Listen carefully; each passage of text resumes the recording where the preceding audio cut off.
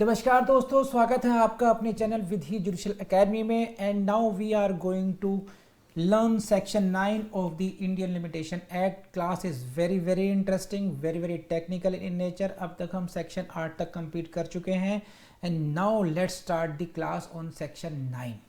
So let's start with the section 9 and write down this section is very important for your mains. And not only this, except section 1, commencing from section 2 to last section of the Limitation Act, all sections are very important for your mains. And why I'm saying so, those who are interested in DJS, I am repeatedly saying, those who are interested in DJS or Haryana or Punjab, they must do this Limitation Act very thoroughly.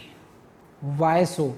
Because in these three states and also in some of the HJS exams, higher judicial service exams, there are papers of civil law, and then they will include all the provisions of Limitation Act as well as CPC, contract, SRA, सबको mix करके दे सकते हैं आपको question वो। तो जब इस तरह की कॉम्प्लिकेटेड आपके रूप में प्रॉब्लम सामने आएगी जिसमें आपको सारे लॉज अप्लाई करने हैं, तब आपको इन कॉन्सेप्ट क्लैरिटी की बहुत ज़्यादा ज़रूरत पड़ती है। इसलिए मेरी कोशिश ये है कि लिमिटेशन एक्ट को ओनली एंड ओनली केवल प्रीलिम्स ओरिएंटेड ना पढ़ाया जाए, इस तरीके से पढ़ाया जाए जितना डीपली थोरोली पढ़ाया जा सकता है। तो जितने भी टेक्निकल पॉइंट्स हैं, I am discussing all the points and you should revise it regularly, क्योंकि बिकॉज टेक्निकल नेचर क्या है लिमिटेशन एक्ट की कि सारे सेक्शंस आपस में इंटरकनेक्टेड हैं। आपने देखा जैसे सेक्शन 3 ने क्या कहा कि after prescribed period suit shall be dismissed.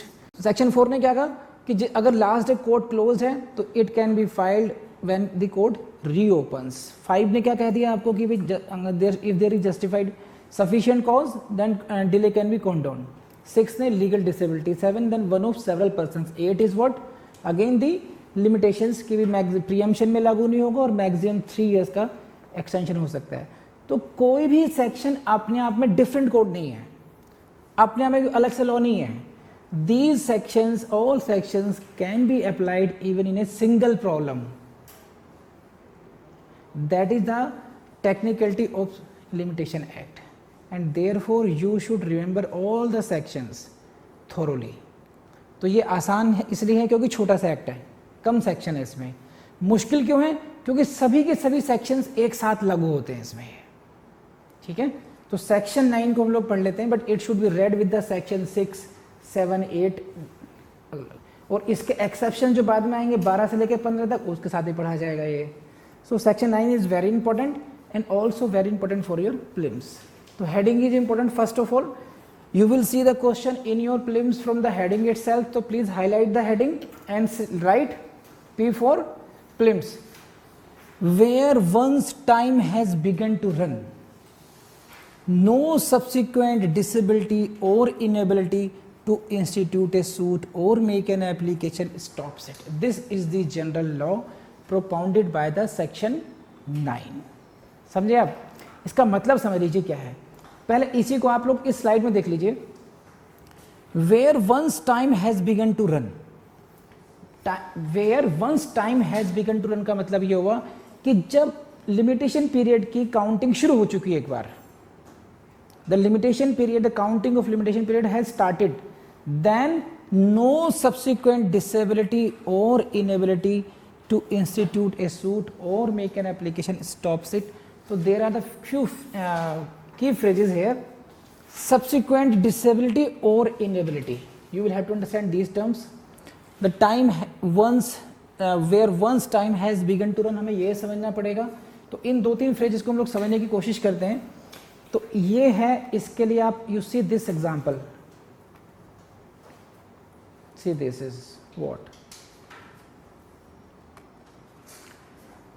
So section 9 contemplates a case of subsequent and not of initial disability.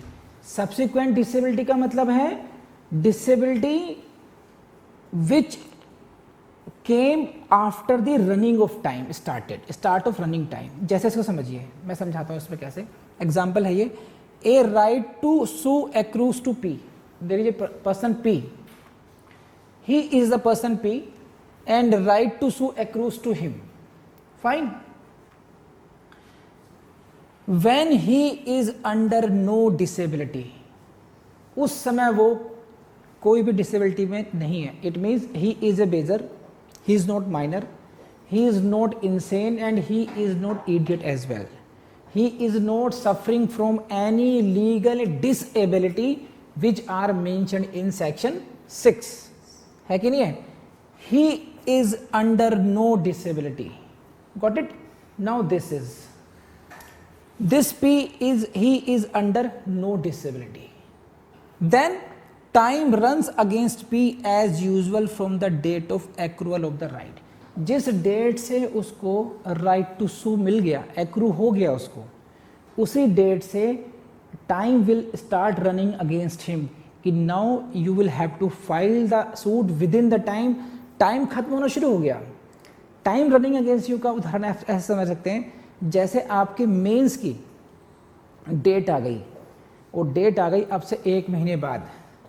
Now time has started running against you. Prepared well in time, otherwise time is running against you, means time is losing out now. In this case, because there is no disability, he is no under any disability, he is a sound man, he is major, no insane, no idiocy, no legal disability as per section 6, therefore time runs against P as usual. From which date? From the date of accrual of the right. Now subsequently he becomes insane. Time की counting शुरू हो गई है। जैसे मान लीजिए आज right to सू मिला मुझे एंड आज से टाइम की काउंटिंग शुरू हो गई। कल मैं इनसेन हो जाऊं तो टाइम हैज स्टार्टेड रनिंग, और उसके बाद में becoming insane, it will be called as subsequent disability. Are you getting this point? This is subsequently he becomes insane, और जो becoming insane means subsequent disability. तो ये जो टर्म्स थी इसमें, इसको समझिए आप लोग, जो मैं समझाना चाह रहा था आपको। नो सब्सिक्वेंट डिसेबिलिटी, सही है? इसको आप ऐसे देख सकते हैं,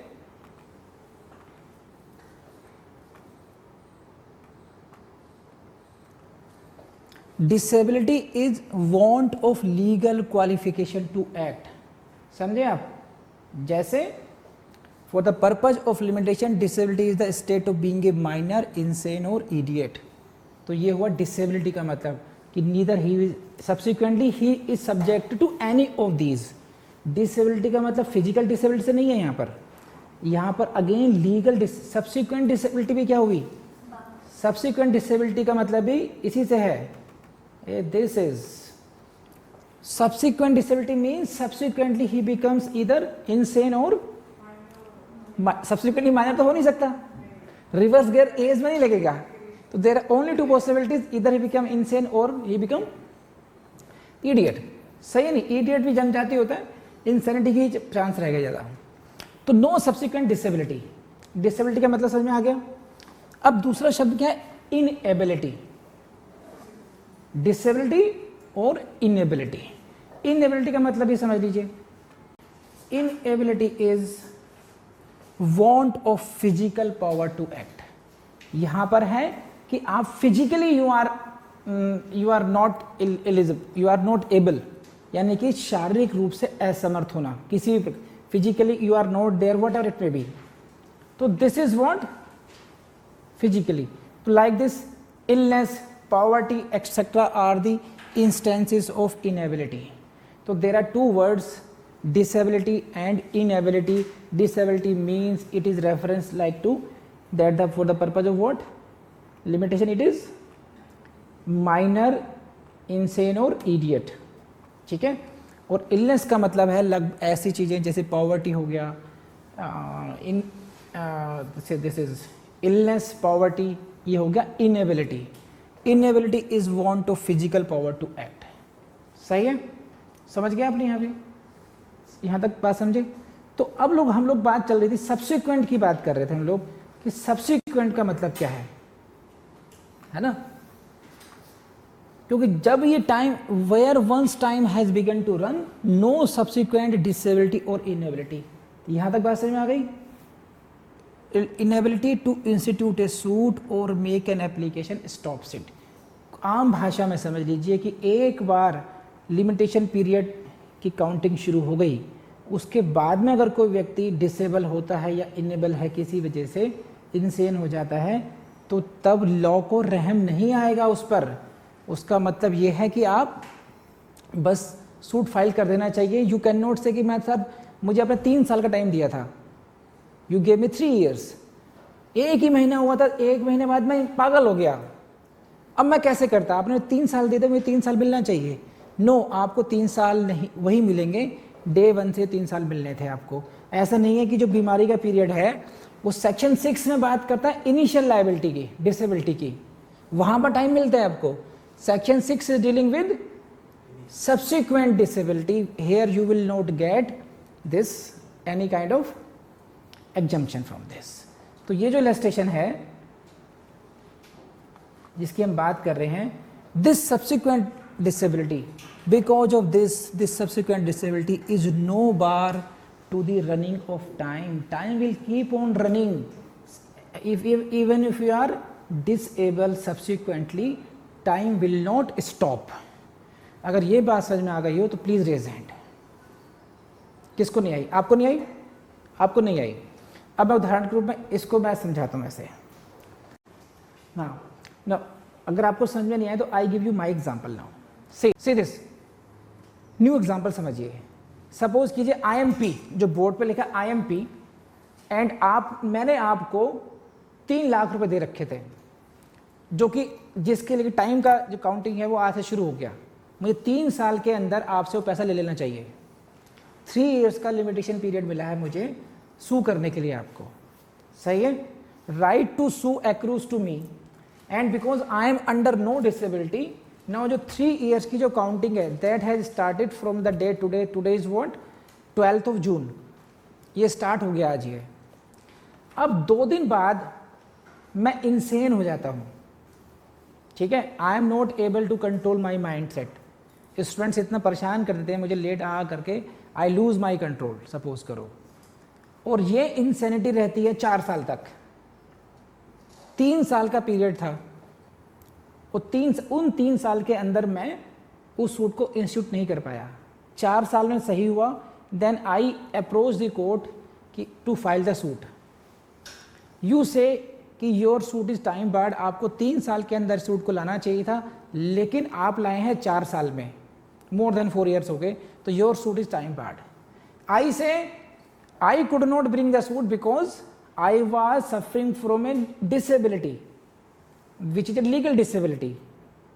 तो you will say no, at the time of accrual of the time, जिस समय आपको ये राइट टू सू एक्रू हुआ था, उस समय there was no disability and limitation period शुरू हो चुका था। आप बीमार हुए, इंसेन हुए सब्सिक्वेंटली, उस सब्सिक्वेंटली डिसेबिलिटी की वजह से लिमिटेशन पीरियड स्टॉप नहीं हो जाएगा। 3 साल की काउंटिंग अगर 12 जून से शुरू हो चुकी थी तो वो हो चुकी। 15 जून को आप बीमार हुए, इंसेन हो गए, उससे कोई फर्क नहीं पड़ेगा। अगर आप 12 जून को ही इंसेन होते तो हम ये कहते हैं कि you were suffering from legal disability on the very first day, then you would have take the benefit of section 6 which deals with the initial disability। समझ में आगे बात नहीं आगे है।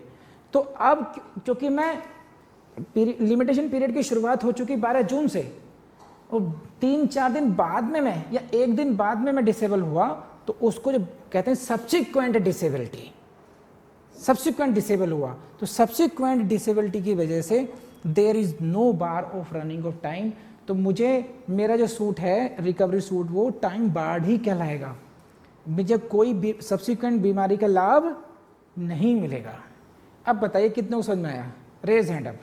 समझ में आ गई बात ये? चलिए और दूसरा उदाहरण देख लेते हैं। This is A right to sue accrues to P during his minority। अब सपोज कीजिए, इस लाइन को पढ़िए, right to sue accrues to P during his minority। Minority में मिला। अब माइनॉरिटी क्या है? Is one of the legal disability. समझ में आ गई बात? Because of section 6 he will get the exemption because this is initial disability. ठीक है। Now P dies only 1 day after he attains majority. Suppose कीजिए ही अटेन्स मेजोरिटी, ऐसा लिखते हैं इसको,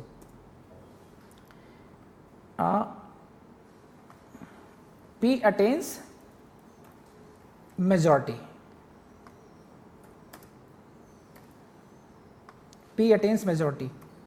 When he attains majority, तो then period of limitation will start against him.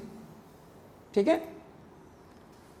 अब period of limitation start हो चुका, लेकिन बाद में P dies only 1 day after attaining the majority.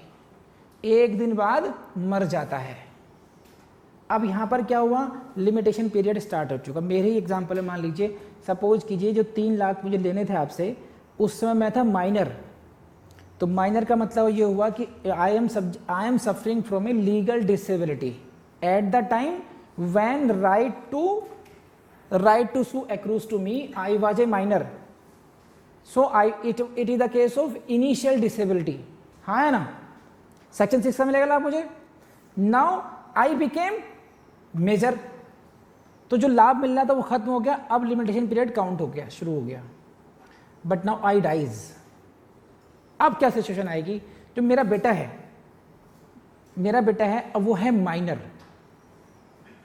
समझ रहे हैं बात? तो can my minor son seek any exemption or not? Answer is no, क्योंकि टाइम हैज स्टार्टेड रन,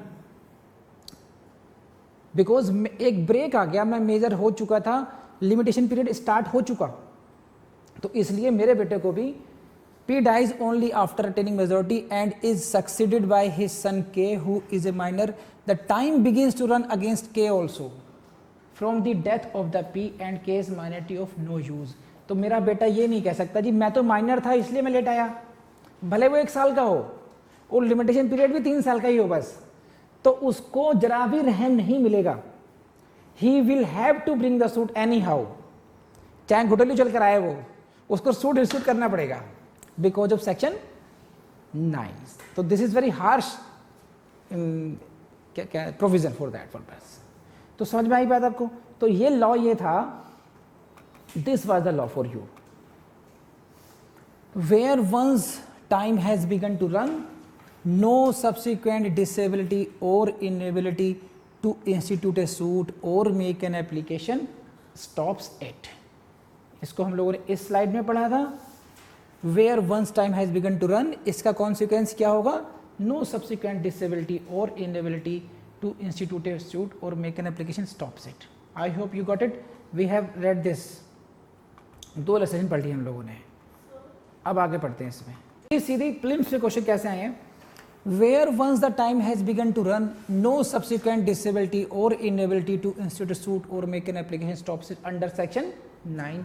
तो you are asked to identify only the section 9 and exactly the same wording is reproduced in this is the question of DJS 2015। तो you can appreciate that कि भाई ऐसे questions आते हैं, DJS ने पूछा तो जहां भी कोई और ही पूछेंगे इस तरीके से। only on the definition, which provision of the act stipulates that running of the period of limitation for a suit to recover debt where letters of administration, ये प्रोविजो पर आएगा। चलिए प्रोविजो पढ़ा देते हैं आपको, इसका प्रोविजो और समझ लीजिए। Provided that where letters of administration to the estate of creditor have been granted to his debtor. ये बड़ी अजीब सी स्थिति समझ में आएगी आपको बात ये। Letters of administration to the estate of creditor have been granted to his debtor। जो व्यक्ति कर्जदाता है, क्रेडिटर, उसकी संपदा के एडमिनिस्ट्रेशन के लेटर्स ऑफ एडमिनिस्ट्रेशन किसको दिया गया है, टू हिज डेटर, जिसको उसने कर्ज दे रखा है। Now if I am a debtor, तो I am administrating the estate of my creditor as well। It means what? I am in one capacity debtor and in other capacity creditor as well. Are you getting this point? नहीं समझे आप लोग? मान चलिए सभी अगली class में समझाएंगे. Let's start with the proviso to section 9, है ना? And this is very very interesting for you. This is an exception to section 9. This proviso is in a sense the exception to the section 9. How it is? See this. Where the letters of administration to the estate of creditor have been granted to his debtor. ये जो दो लाइनें हैं green colour में, these lines are very very technical in nature. Try to understand this. What is this? So this topic is very interesting for you, and these lines in green color are very very technical in nature. कैसे? क्या कहती? Where letters of administration to the estate of creditor have been granted to his debtor. इसी को समझते हैं कि मामला क्या है ये. तो ये जो वर्ड्स हैं letters of administration, you must understand this phrase at least, because अगर ये नहीं समझेंगे तो फिर आपको समझ में नहीं आएगा कि एक्चुअली हो क्या रहा है ये देखिए है क्या. Please see this side. This is grant of letters of administration का मीनिंग क्या है ये समझ लीजिए. Is issued in circumstances where the deceased has died without a will. जो मृतक है, अगर एक व्यक्ति मर गया है और वो किन हालातों में रहा है? Without a will. Now the question arises what will happen to his estate. Estate उसकी जो संपदा है उसका क्या होगा? एस्टेट का मतलब समझ लीजिए आप, if you don't know, estate includes everything, his property, his all bank accounts, whatever he can have. उसके जितने डीमेट अकाउंट्स हैं, शेयर्स हैं, एफडीज हैं, बैंक में कैश है, whatever is there, that is included in what? Estate. तो what will happen? To whom it should devolve. क्योंकि bank को नहीं पता कि ये सारा पैसा जो 70 लाख 80 लाख रुपए है किसके पास जाना चाहिए. Bank doesn't know. अगर उसमें नॉमिनेशन नहीं है, अगर नॉमिनेशन है तो बैंक को कुछ फिर जरूरत नहीं है. Bank will transfer that money to that nominee. But what about that house, what about that bungalow in Mussoorie, what about bungalow in Mumbai, whatever, there में सो मैनी प्रॉपर्टीज. तो उसको बोलते हैं एस्टेट. और विदाउट विल जा चुके साहब, वहाँ से कितनी आवाज़ लगाएं उनकी आवाज़ हम तक आएगी नहीं. तो अब क्या होगा? Then for that purpose you will have to apply for which we call as grant of letters of administration to the court. Are you getting this point?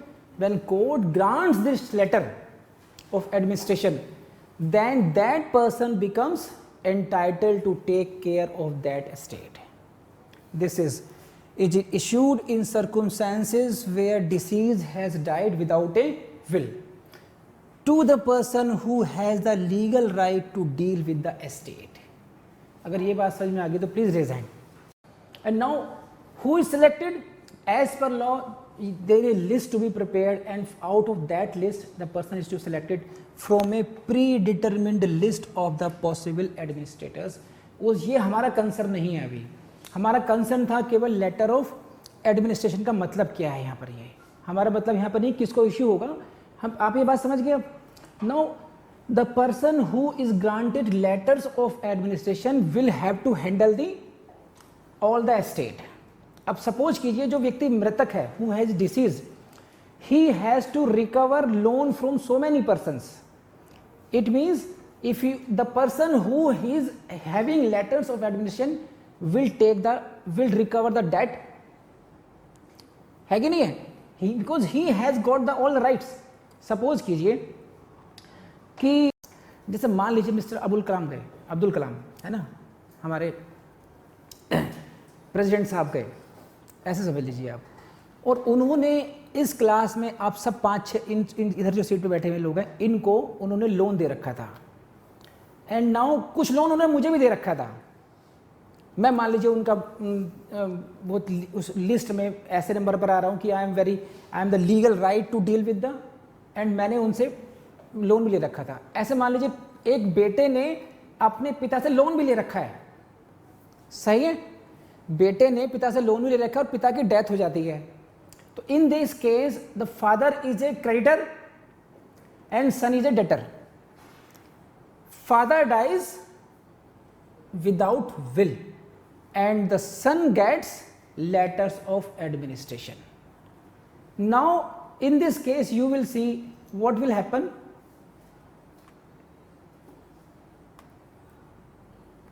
This is where letters of administration are granted to the estate or to the debtor.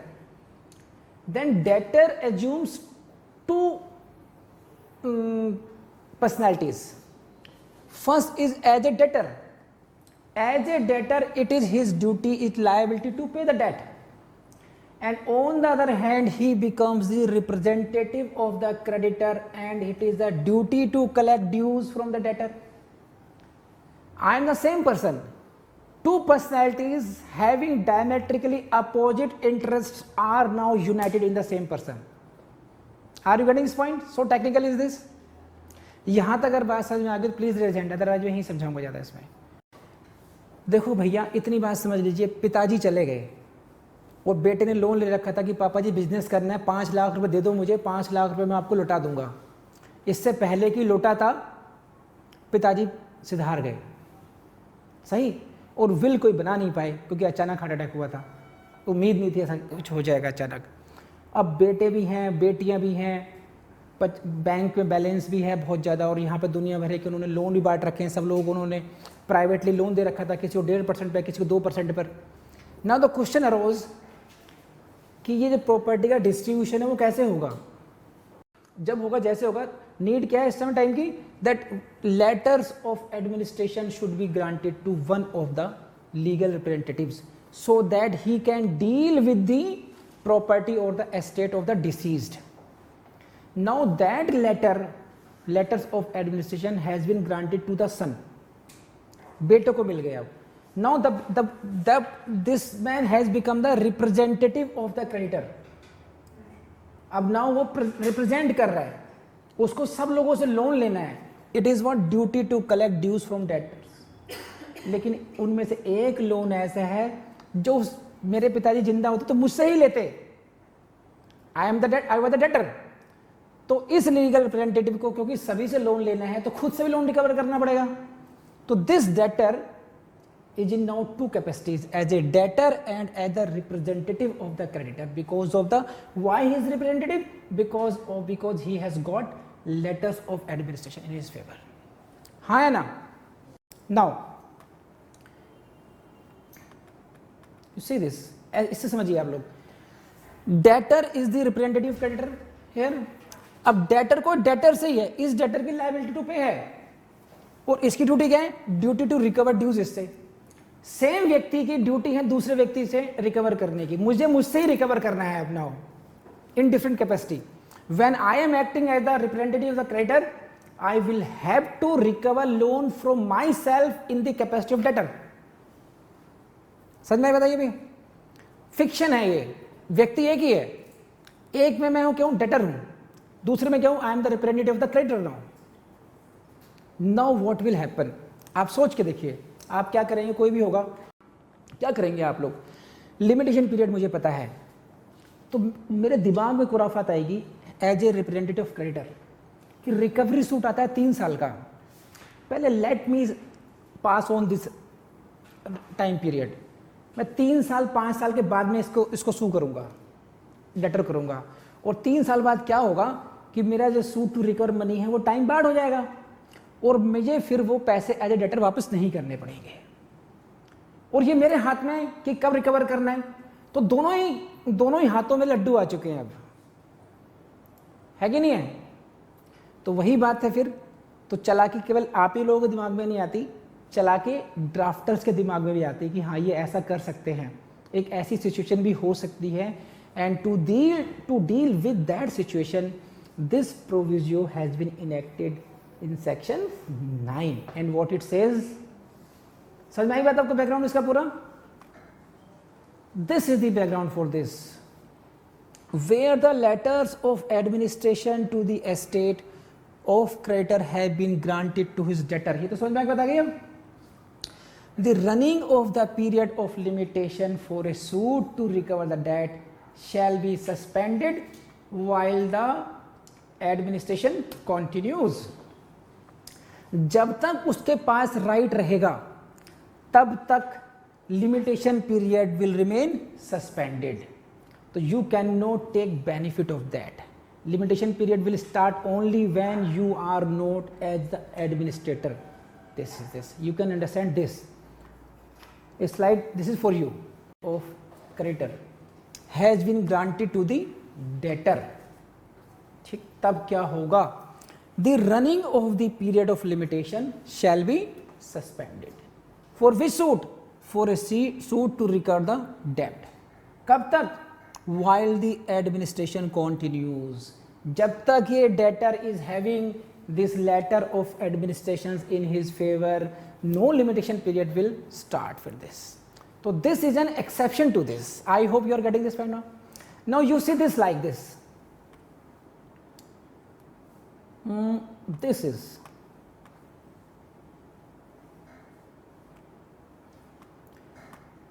This was the first part of section 9, where once time has begun to run, no subsequent disability or inability to institute a suit or make an application stops it. But when the case is covered under provision to section 9, the limitation period again remains suspended. This is shall be suspended. The line is what? It shall be suspended. ठीक है, कब तक? While the administration continues. I hope this is very much clear to every one of you. Please raise hand if it is so. तो इसको आप ऐसे समझ सकते हैं. The principle of the proviso is this: when the right to sue and the right to be sued, both simply से देखिए, right to sue and right to be sued vest and unite by the act of law in the same person. ठीक, when same person,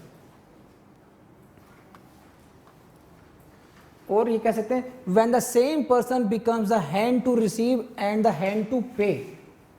Same person, he is the hand to receive and he is also hand to pay.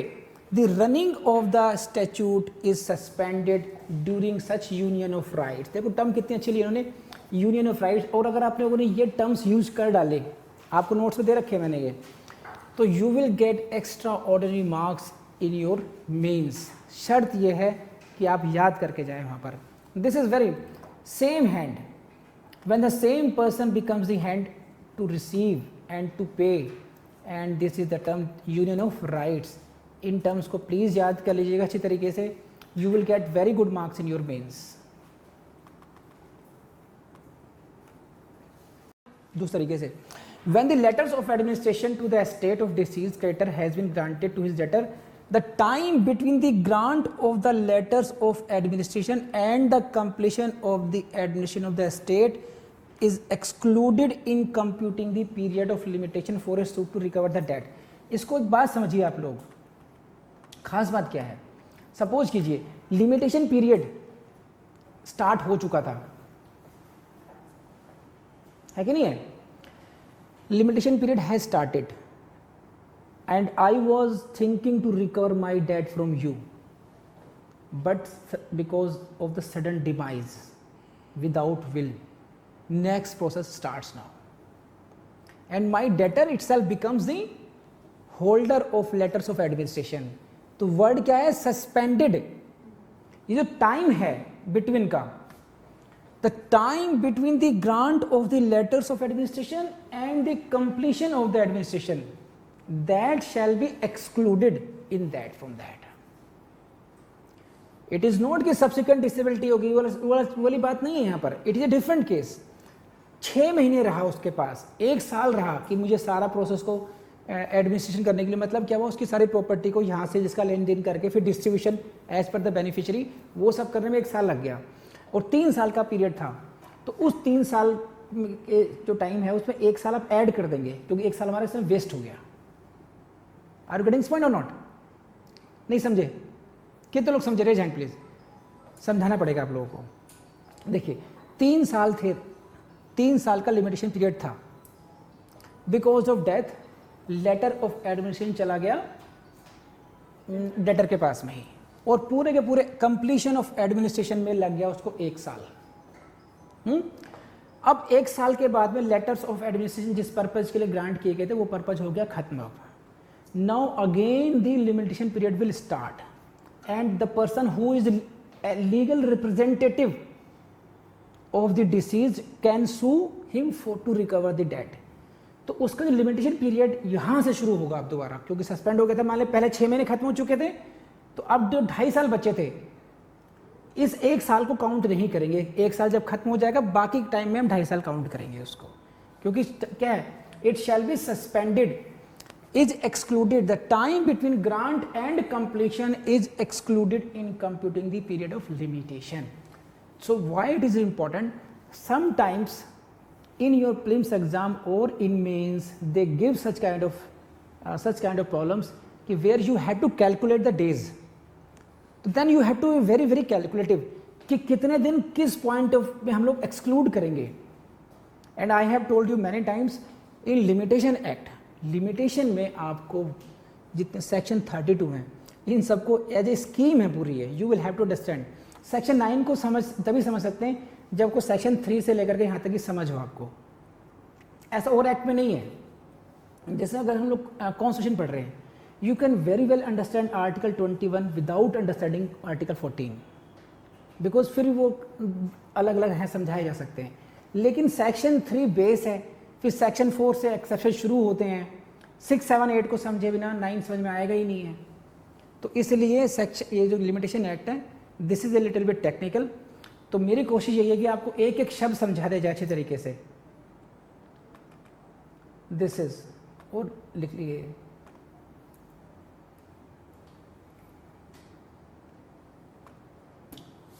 The proviso applies only to an administrator under the grant of letters where he is a debtor of the deceased. किसी other व्यक्ति पर लागू नहीं होता है।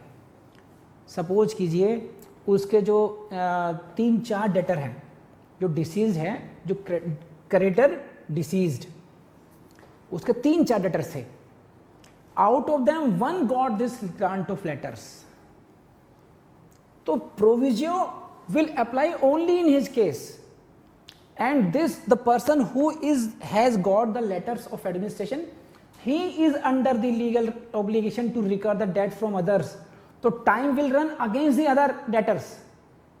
This proviso will not apply to them. This proviso applies only to an administrator under the grant of letters where he is a debtor of the deceased। ये बात समझ में आई नहीं आई? प्लीज रेज हैंड, लगे तो ठीक। तो प्लीज सी द क्वेश्चन, कैसे क्वेश्चन आए हुए हैं। Which provision of the act stipulates that the running of the period of limitation for a suit to recover debt where letters of administration this is that, पूरा का पूरा प्रोविजियो दे दिया गया। ये MP हायर जुडिशियल सर्विस में आया question 2008 में, and this is the language of the proviso to section 9। देख लिया आप लोगों ने? It gives you an idea कि कैसे कैसे आते हैं क्वेश्चन। देखिए मेंस में कैसे क्वेश्चन आए हुए हैं। Once period of limitation starts to run no subsequent disability can stop it. Section 9 का first part and you have to explain it as just where one's time has begun to run no subsequent disability or inability stops it, explain in brief, RJS 2015। so these are the questions। Question कैसे आएंगे? Only explain करवाएगा आपसे, section 9 की लिख देंगे और उनके proviso पर या इसी लाइन पर आपसे प्रीलिम से क्वेश्चन पूछे जा सकते हैं। आपको तो वेरी सिंपल कर लेंगे आप लोग। तो दोस्तों आपने क्लास कर ली, आई होप कि आपको क्लास पसंद आई होगी। मुझे आपसे चर्चा सिर्फ ये करनी है कि क्या आपको केवल प्रीलिम्स देना है या आपको मेंस भी देना है। जब आपको मेंस देना होगा तो मुझे बताइए आपको क्या करना होगा। वहाँ पर आपको आंसर्स को राइट करना होगा, लिखना होगा। और लिख कब पाएंगे? जब आपको वो चीज़ें याद होंगी, है कि नहीं है? तो उसकी तैयारी करके चलना कि कल को हमें मेंस भी देना है तो मैं कितनी लाइनें लिख पाऊंगा। अब ये आपको देखना है। मैं तो कई बार समझा चुका आपको कैसे कैसे करना चाहिए। अब आपने देखना है आप उसकी तैयारी कैसे कर रहे होंगे। Thank you very much.